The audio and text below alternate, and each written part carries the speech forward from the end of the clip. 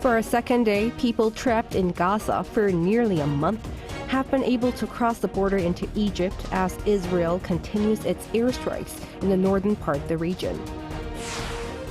2,000 containers carrying weapons have been shipped from North Korea's port city of Najin to Russia since the war broke out in Ukraine.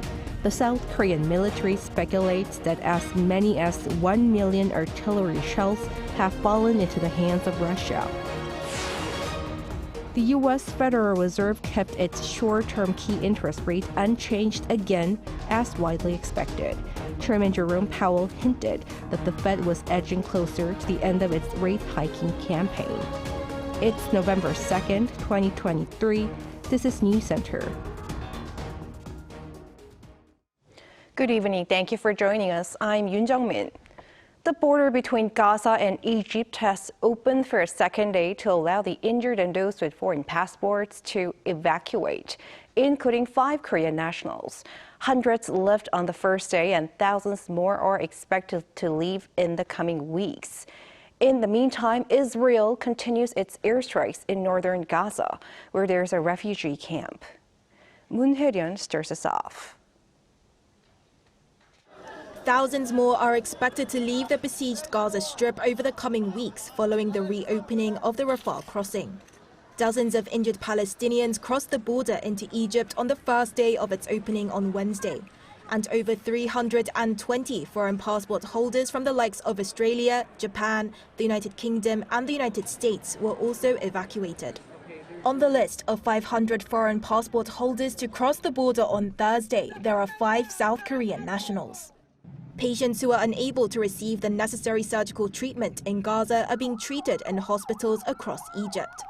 Officials expect some 7,500 more foreign passport holders to leave Gaza over the next 2 weeks, and those that have already crossed over are due to catch flights back to their home countries from Cairo. It's the first time that non-hostages were allowed out of Gaza since the war broke out 3 weeks ago, and ambulances and representatives from foreign embassies stood by the crossing to assist their nationals. The head of Gaza's media office was reported to have urged Egyptian authorities to keep the crossing open to allow for all humanitarian needs and life supplies, as well as fuel for hospitals and emergency services. This comes as the Hamas-run government in Gaza said at least 195 Palestinians were killed and 777 people were wounded in the strikes. The same strikes that Israel said had killed Hamas commanders in Gaza's biggest refugee camp in Jabalia on Wednesday. The combined Israeli and Palestinian death toll has now surpassed 10,000, with children making up a third. Global leaders and high-ranking government officials are stepping in to minimize civilian casualties, including U.S. Secretary of State Antony Blinken, who's due to visit Israel on Friday to meet with Israel's Prime Minister. The head of the United Nations Palestinian Refugee Agency was reported to have crossed into Gaza to meet with staff and described the current situation as unprecedented with unsanitary living conditions. Moon Hye-ryun, Arirang News. South Korea's military officials say North Korea shipped some 2,000 containers of weapons to Russia for use against Ukraine. In addition to hundreds of thousands of artillery rounds, there are signs that Pyongyang might have also provided Moscow with short-range ballistic missiles. Our defense correspondent Chim Min-jung reports. South Korea has also accused North Korea of shipping military equipment to Russia, following similar accusations recently made by the U.S. and Ukraine. A military official on Thursday said that it estimates a total of 2,000 containers have been shipped to Russia from North Korea's port city of Najin, close to the border with Russia. The official explained that the containers are capable of loading more than 200,000 rounds of 122mm artillery shells and over 1 million rounds of 152mm shells. Apart from rocket launchers, shells, and artillery, the military also noted that there are indications of the transfer of short-range ballistic missiles. The official also noted that there have been indications of the North's supply of weapons to Russia even before Kim Jong-un visited Russia in September, as their arms trade via sea has picked up pace since August. The military anticipates that in return for weapons, North Korea will likely gain Russia's assistance in satellite technology, potentially to prepare for its third attempt at launching a spy satellite. The North may also receive necessities like food and fuel to get through the upcoming winter. The two sides are also anticipated to discuss potential joint military exercises in the future. South Korea is calling for the immediate halt of the arms transfer, saying it is a clear violation of UN Security Council resolutions and seriously threatens the peace and stability of the Korean peninsula and the world. Choi Min-jang, Arirang News. South Korean President Yoon is expected to push for global cooperation to develop new standards to govern artificial intelligence, which 28 governments, including the UK, the US, and China, on Wednesday agreed could be catastrophic to the world if not managed properly. This as he is set to attend the forum virtually. Our top office correspondent Oh Soo-young with the details. President Yoon is set to call for global standards on digital governance and a body that oversees it, as leading IT nations sign the world's first global declaration on ensuring artificial intelligence is developed safely and responsibly. South Korea's presidential office says Yoon will attend day 2 of the first AI safety summit being held in Bletchley Park, southeast England, during which 28 governments, including South Korea, the UK, the United States and China, penned the so-called Bletchley Declaration. Recognizing that the technology could pose catastrophic risk to humanity, the countries jointly called for AI to be designed, developed and used in ways that are human-centric, trustworthy and responsible.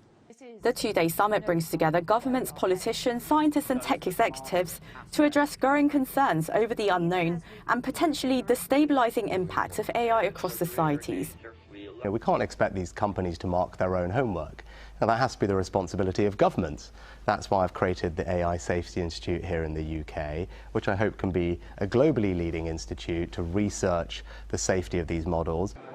Without oversight and management, governments fear the fast-evolving technology poses substantial risk to individual privacy, safety and national security. In particular, the declaration underscores the danger of AI systems, stirring further cyber attacks, disinformation campaigns, and even the development of biological weapons.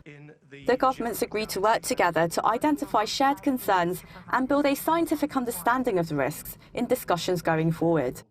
They also endorsed a pro-innovation and proportionate governance that maximizes the benefits while considering the risks associated with AI.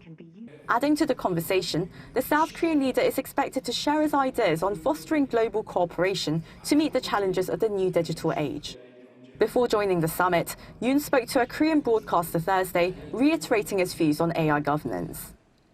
AI와의 디지털 기술이 우리의 자유와 민주주의를 확장시키는 데 활용이 되어야지 이것이 자유와 민주주의를 훼손하고 억압하는 쪽으로 쓰여서는 안 된다는 그런 원칙을 가져야 되고, 우리도 그래서 그 AI 디지털 시대에 우리가 어떻게 해야 하는지에 관한 대한민국 차원에서의 권리 장전을 발표를 했고.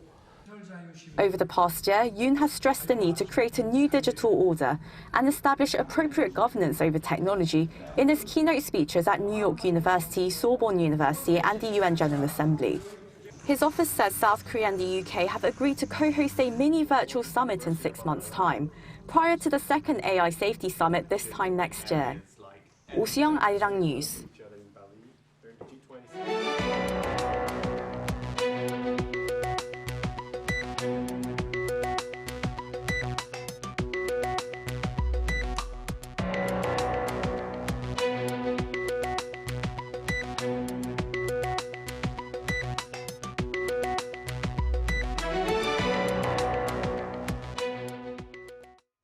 As largely expected, U.S. policymakers are keeping their interest rates steady for a second straight session amid the resilient American economy. Chairman Jerome Powell hinted that the Fed was edging closer to the end of its rate hiking campaign.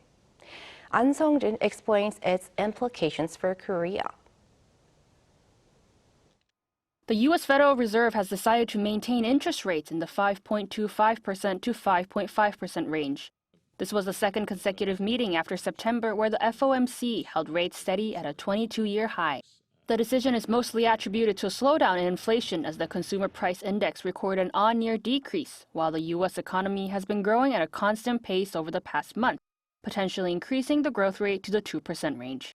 An increase in the government bond rates also reduced the need for additional interest rate hikes by the Fed as borrowing costs for households and businesses rose.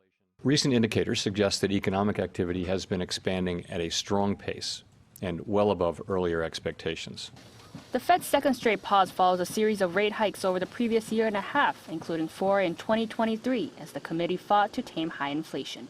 Though inflation has cooled since last summer when prices peaked at a high unseen in nearly 4 decades, inflation is still lingering above the Fed's target of 2% per year, hinting that a future hike may be needed. The process of getting inflation sustainably down to 2% has a long way to go. We'll be looking at all those things as we make a decision in December. We haven't made that decision. The latest decision also means that the rate gap between South Korea and the U.S. will remain in the 1.75 to 2 percentage points range, as the Bank of Korea has kept its benchmark rate at 3.5% for nearly a year. This rate difference prompts concerns over the South Korean won-U.S. dollar exchange rate, as inflation remains high in South Korea due to an increase in the price of petroleum and agricultural products. As the US froze its interest rates, the burden caused by the difference has been somewhat reduced. But even so, the gap is not small. So if this extends, there will be a lot of risks like capital outflow, with the US becoming more foreign investment friendly. He also added that the interest rate gap would not last forever, which is why it is necessary to also watch for increased household debt ahead of the upcoming central bank meeting. As the U.S. has maintained its interest rate, there is a high chance that the Bank of Korea will also hold its rate. However, as the responses for increased inflation and higher debt differ, this may change how the benchmark rates for the two countries will unfold. An Sung-jin, Arirang News. Consumer prices in Korea last month accelerated 3.8%, the highest in 7 months due to oil and farm prices. Relevant authorities vow to seek ways to keep prices in check. Park Go-nu reports. South Korea's consumer prices saw another on-year jump in October. According to Statistics Korea on Thursday, the consumer price index, a key gauge of inflation, increased 3.8% on year last month. That was the third consecutive month it has seen a rise of over 3%. The numbers surged even more in October as costs for agricultural goods, industrial products, services, and energy all went up. While petroleum product prices have been dropping since July, a shallower fall in October has been attributed to higher consumer prices overall. Agricultural goods unexpectedly saw the biggest percentage rise since May 2021, jumping 13.5%. Normally, costs of agricultural goods, especially vegetables, tend to fall in October from September as weather conditions ease. But it was different this year due to abnormal temperatures. In an emergency economic meeting held on Thursday, Finance Minister Chu Kyung-ho also mentioned consumer prices, which are expected to go down at a slower pace due to factors including geopolitical risks and abnormally low temperatures. But he also said the government will prioritize stabilizing consumer prices. And with kimchi making season approaching, he spoke of ways to keep the price of ingredients under control. We will do our very best with discounts and expanding supplies to keep kimchi making costs lower than last year. He promised the largest ever package to keep the price of kimchi making ingredients stable, pledging some 24.5 billion Korean won, or roughly $18 million in monetary support. Also, to relieve the burden of living expenses, he said the government will give out energy cost discounts and cashback to lessen heating bills, particularly for vulnerable social groups. Park Go-nu, Arirang News. South Korea's Asiana Airlines has decided to sell off its cargo business, clearing a major hurdle for its proposed takeover by Korean Air. The country's second-largest air carrier said on Thursday that its board had agreed on the plan to sell its cargo business that will help Korean Air win the European Commission's approval for the takeover. The move is to ease monopoly concerns raised by the European Union's antitrust regulator, which in May initially rejected the merging of Korea's two top full-service air carriers, citing it would limit competition in passenger and cargo services between Europe and South Korea. The sale is expected to help speed up Korean Air's acquisition process, as the EU's decision is likely to affect those of the US and Japan, whose approval Korean Air still needs.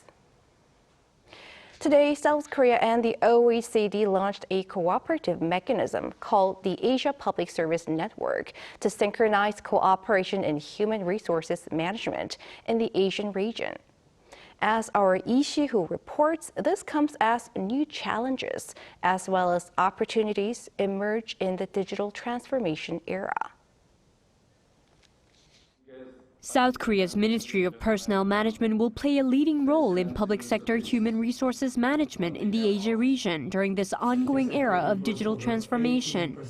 This is according to Minister Kim Seung-ho at a launch ceremony held in Seoul on Thursday for a network between South Korea and the OECD that will be the basis for cooperation in this sector. Korea is leading the world in many fields, and the sector of personnel administration is no exception. Korea's personnel management system, especially the electronic system, is nearly the best among OECD members, so many countries are trying to benchmark it. It is in this situation that the OECD decided it would be good to share Korea's advanced system with Southeast Asian countries, so we collaborated with the OECD to launch this personnel administration network for the first time ever. Minister Kim says Seoul's strength in IT allows for an all-electronic process in hiring, training, and even retirement. Another strength, its fairness. Inequality in the recruitment system leads to corruption in the country, but almost every part of South Korea's recruitment system is actually managed very strictly, from the exam or interview questions to the announcement. The theme for the launch ceremony was leading the public sector in the era of digital transformation, culture, technology, HRM. Representatives from 13 Asian countries discussed the need for cooperation to overcome any crisis they could face and secure new opportunities. We have essentially an incredible number of people at the senior levels in governments that are retiring from government across the region. At the same time, we have all of these developments with technology occurring at the same time, and how to leverage this opportunity to truly transform the public service. There has never been an opportunity before quite like this before. Following a meeting with the Singapore delegation, Minister Kim signed a memorandum of cooperation with the top representative of Thailand, promising mutual cooperation. On Friday, the minister will have a meeting with his counterpart from the Philippine Civil Service Commission to seek ways to cooperate. Lee Si-hoo, Arirang News.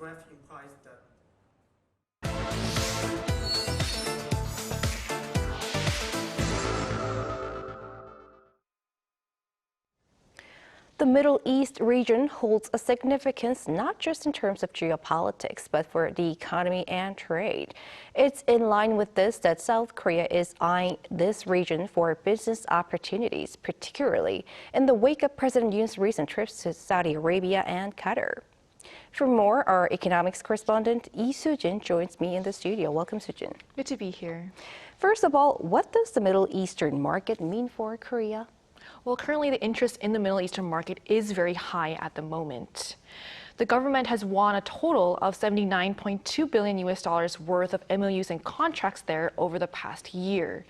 And this comes at a time when South Korea's trade volume with the Middle East greatly exceeds that of the world. As you can see in the graph here, South Korea's trade volume with Saudi Arabia, the UAE, and Qatar jumped 63.1% on year in 2022 compared to the 12.3% increase with the world. And one expert says that at a time when South Korea needs to find new trading partners, the Middle East is an ideal candidate. They decided to reconstruct their economic structure from oil-producing country to high-tech countries like South Korea. For that purpose, they need Korean companies' experience along with high-tech technologies.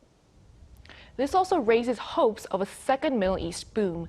The first mostly involved construction orders, but as the Middle East seeks to transition into a post-oil era, the second includes new industries and renewable energy. I see. And tell us what companies here have been doing. So we were lucky enough to visit a company called Planty Farm based in Gyeonggi-do Province.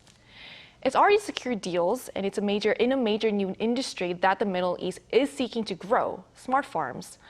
Planty Farm became the first company from Korea to build a smart farm in Kuwait, and more recently formed a joint venture with a UAE firm to begin construction on one. Countries in the Middle East are taking a special interest in South Korea's smart farming technology, as it's one of the most water-stretched regions in the world. These plants, grown on vertically stacked racks, don't need natural sunlight, soil, or water, thanks to the LED grow lights and sensors that control water pH and humidity levels.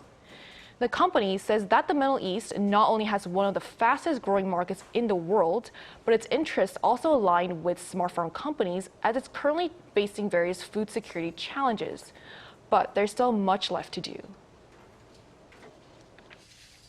We need to keep doing market research to find what people need, and right partner and customer also need to keep developing, expanding our lineup. Most of Korean agtech companies are relatively small businesses, so they need financial support, such as government assurance loan and government support fund.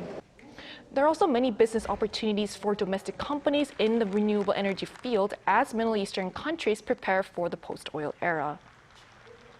All three of South Korea's biggest trading partners in the Middle East, the UAE, Saudi Arabia, and Qatar, have plans to bolster their renewable energy sources.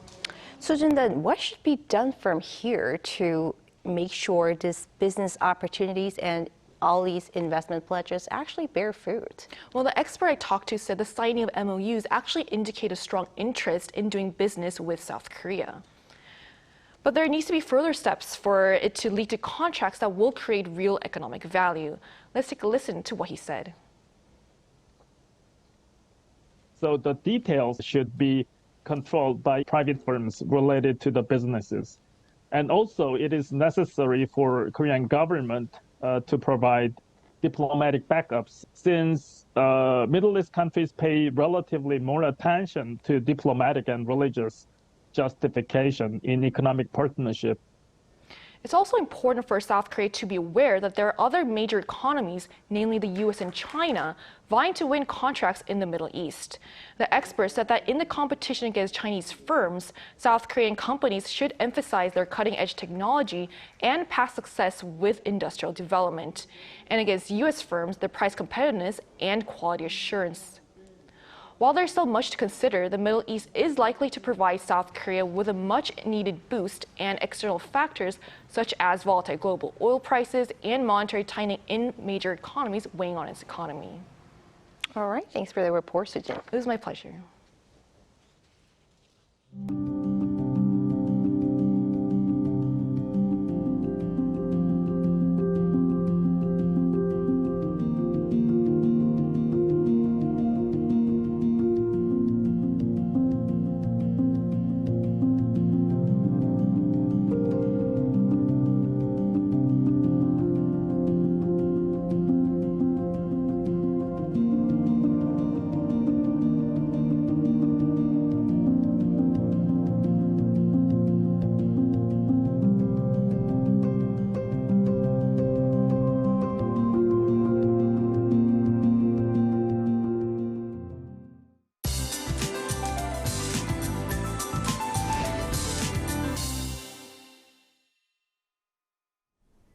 It's hard to believe that we're in the month of November, taking into account that weather conditions are this warm.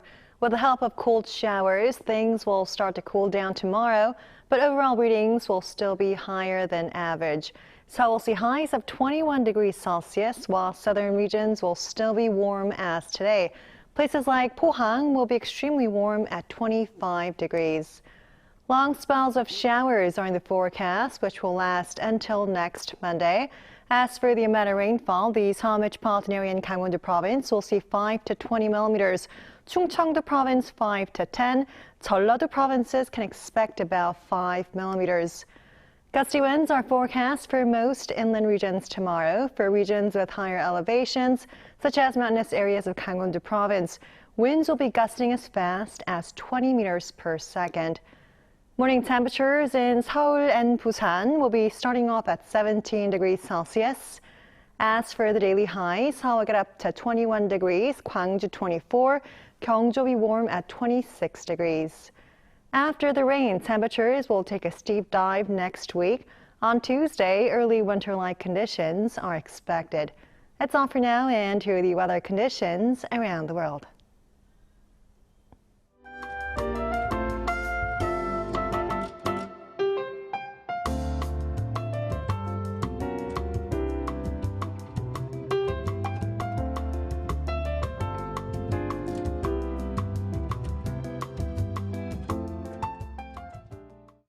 That is News Center for tonight. Thank you for watching. A panel session coming up